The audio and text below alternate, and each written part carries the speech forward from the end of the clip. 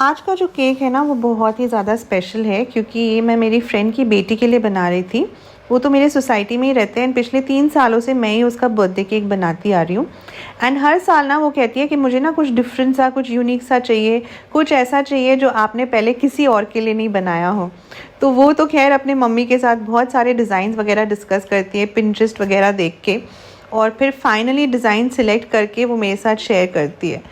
तो इस बार हुआ यूँ कि मेरे ख्याल से वो खुद भी बहुत कंफ्यूज्ड हो गई थी, क्योंकि आजकल डिज़ाइन ऑप्शंस भी इतने सारे अवेलेबल है।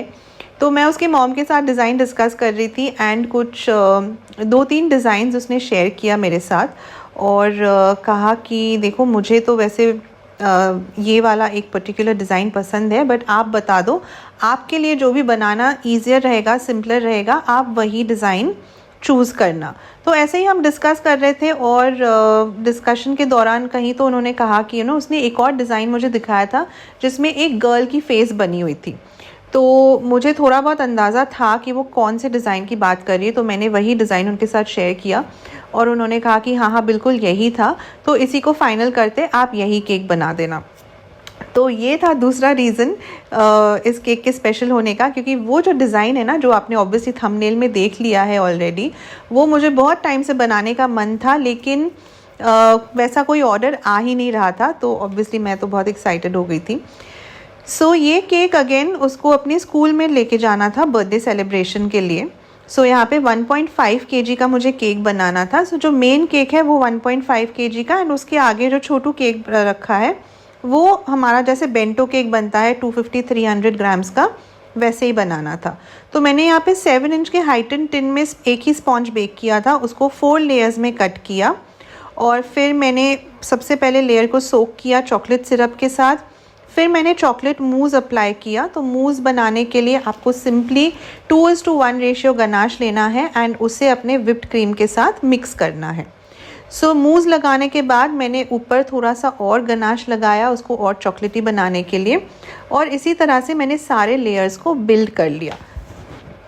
ना यहाँ पे आपको ध्यान देना है कि ये ना टॉप फॉरवर्ड केक है, तो आपके लेयर्स बिल्कुल आपस में अच्छे से स्टिक हो जाने चाहिए, क्योंकि कभी कभार लोग कहते हैं ना कि केक कट करते वक्त लेयर्स अलग हो रहे थे। अगर ऐसा होने लगा तो आपका जो केक है वो पूरा बिखर जाएगा। तो इसीलिए हल्का हल्का प्रेस करते हुए आपको लेयर्स को लगाते जाना है एक दूसरे के ऊपर, ताकि आपका ओवरऑल केक जो है वो सिंगल पीस जैसा बना रहे।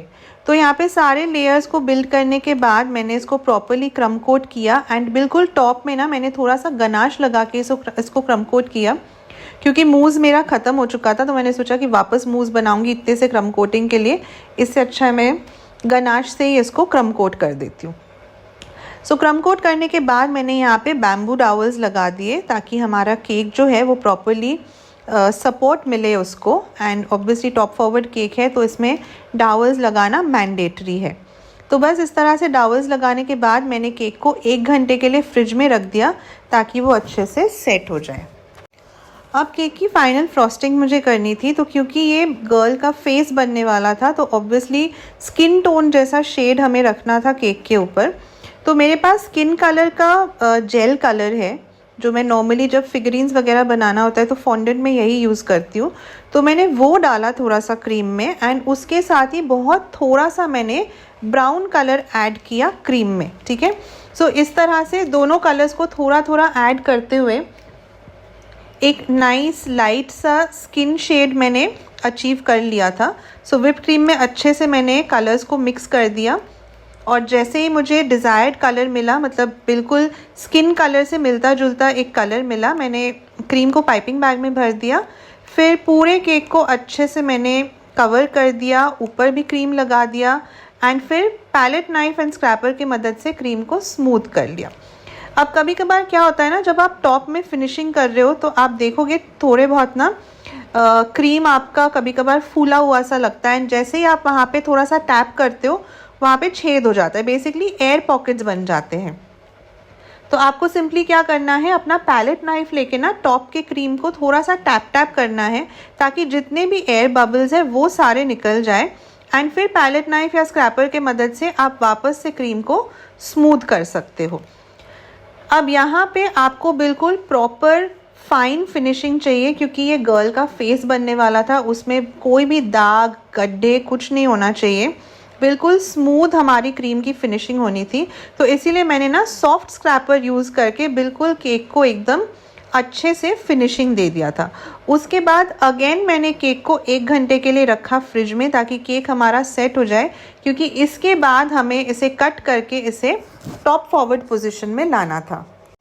सो केक हमारा अच्छे से सेट हो गया था। अभी हमें थोड़ा सा पार्ट केक का कट करना था ताकि इसे हम प्रॉपर्ली टॉप फॉरवर्ड केक में बना सके। अब कट कितना करना है वो टोटली आपके ऊपर डिपेंड करता है एंड थोड़ा बहुत डिज़ाइन के ऊपर भी डिपेंड करता है। यहाँ पे मैंने बहुत ज़्यादा तो कट नहीं किया, जस्ट थोड़ा सा पार्ट मैंने कट करके रिमूव कर लिया था। और यहाँ पे आप लेयर्स देख सकते हो केक की। सो ये जो एक्सपोज पार्ट था उसको मैंने अच्छे से गनाश से कवर कर दिया ताकि ये हमारा केक जो है वो बोर्ड से अच्छे से स्टिक हो जाए। अब इसे बोर्ड 1 से बोर्ड 2 में हमें ट्रांसफ़र करना था। तो सबसे पहले पैलेट नाइफ़ की मदद से ये जो केक है इसे हम लूज़ कर लेंगे बोर्ड 1 से। उसके बाद बहुत केयरफुली इसे हमें थोड़ा थोड़ा शिफ्ट करते हुए ना बिल्कुल बोर्ड 1 के एज तक लेके आना है।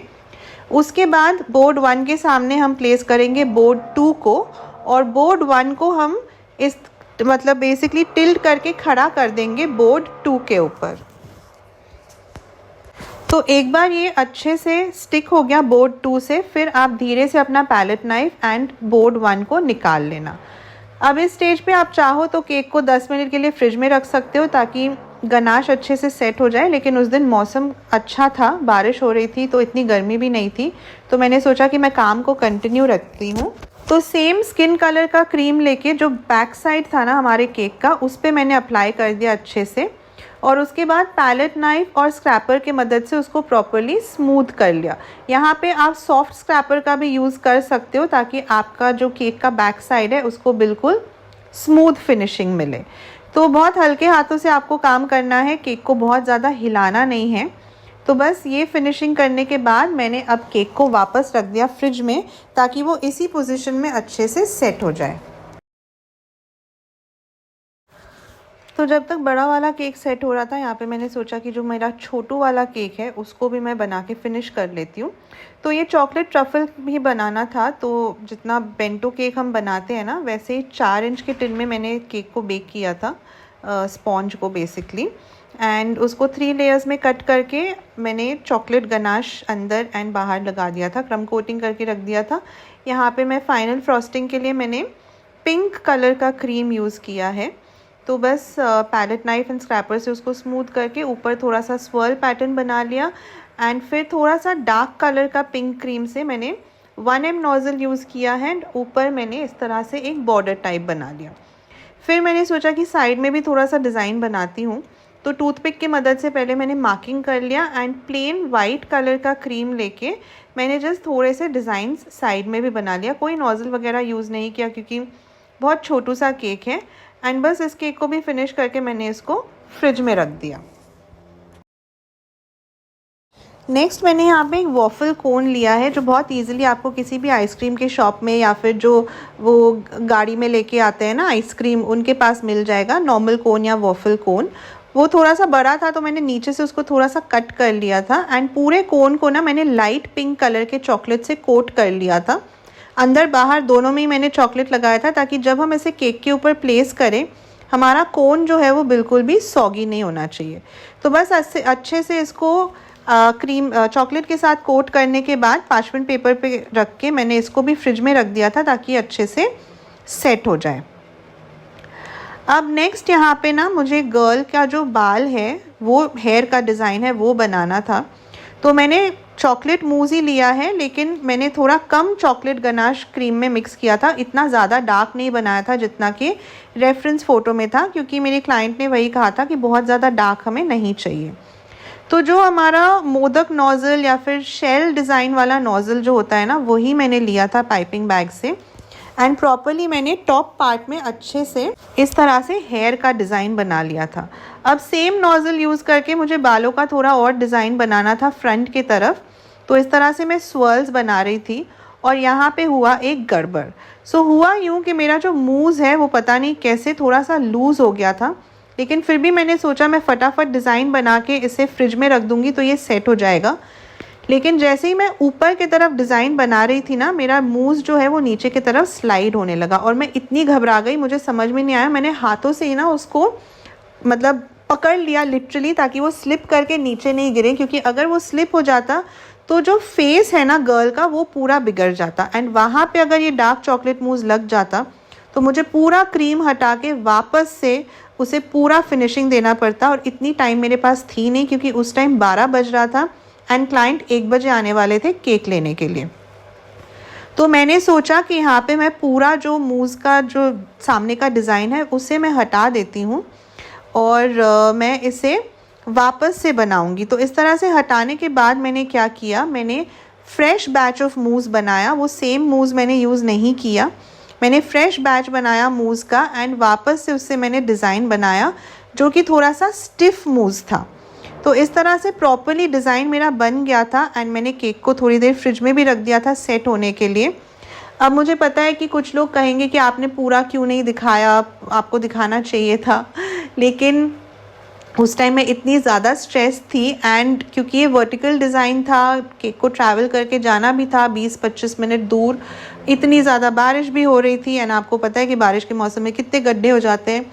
तो उस टाइम रिकॉर्डिंग से ज़्यादा मेरे ध्यान में ये था कि मैं किस तरह से केक को प्रॉपरली कंप्लीट करके क्लाइंट को टाइम पे दे सकूं और मेरा जो केक है वो प्रॉपरली वेन्यू तक मतलब स्कूल तक पहुंचना चाहिए। तो यहाँ पे केक डिलीवरी में अराउंड 15 मिनट बाकी थे, तो मैंने यहाँ पे फॉन्डेंट से ना गर्ल के आईज़ एंड चीक्स बना के रखे थे, वो मैंने लगा दिया एंड गनाश की मदद से मैंने उसके आईब्रोज बना दिए एंड उसका जो लिप्स है यानी जो स्माइलिंग पार्ट है वो मैंने वाइट कलर के व्हिप्ड क्रीम से बनाया। फिर जो हमारा छोटू केक है उसे मैंने सेम बोर्ड के ऊपर प्लेस कर दिया एंड सेम वाइट कलर के व्हिप्ड क्रीम से ही मैंने छोटा सा एक बॉर्डर भी बना दिया केक के ऊपर ताकि वो देखने में अच्छा लगे। उसके बाद जो हमारा कोन था, जो हैट बेसिकली था हमारा, उसे मैंने प्लेस किया केक के ऊपर एंड नीचे मैंने थोड़ा सा और वो स्टिफ वाला मूज़ लगा दिया ताकि हमारा कोन जो है वो टिल्ट नहीं हो जाए। एंड सेम वाइट कलर के क्रीम से मैंने कोन के ऊपर छोटे छोटे डॉट्स बना दिए। डार्क पिंक कलर के क्रीम से मैंने कोन पे एक बॉर्डर सा बना दिया और हमारा केक जो है वो देखने में बहुत ही ज़्यादा क्यूट एंड प्रिटी लग रहा था। थैंकफुली स्कूल तक भी बहुत प्रॉपरली पहुंच गया था एंड बर्थडे गर्ल को भी बहुत ज़्यादा पसंद आया था। अब आप लोग प्लीज़ बताना कि आप लोग को आज का केक कैसा लगा, डिफरेंट है, यूनिक है। आप लोग भी ये डिज़ाइन ज़रूर ट्राई करना क्योंकि बहुत ही क्यूट लगता है ये देखने में। और वीडियो अच्छे लगा हो तो प्लीज़ चैनल को लाइक एंड सब्सक्राइब कर दीजिएगा। Thank you so much for watching the video.